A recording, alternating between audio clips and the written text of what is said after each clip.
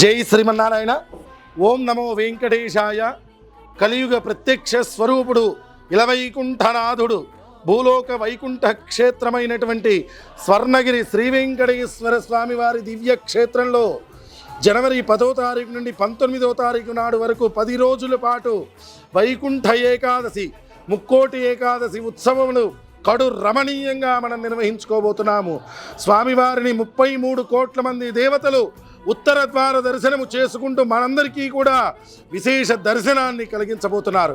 కావున దానికి తగు ఏర్పాట్లన్నీ కూడా ఆలయ పాలకవర్గ కమిటీ సభ్యులు అత్యంత వైభవపేతంగా నిర్వహించుకుంటూ వస్తున్నారు.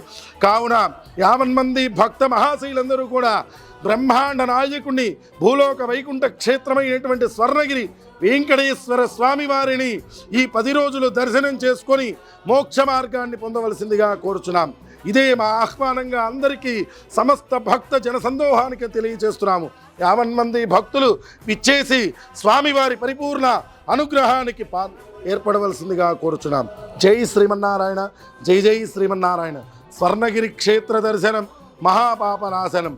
గోవింద.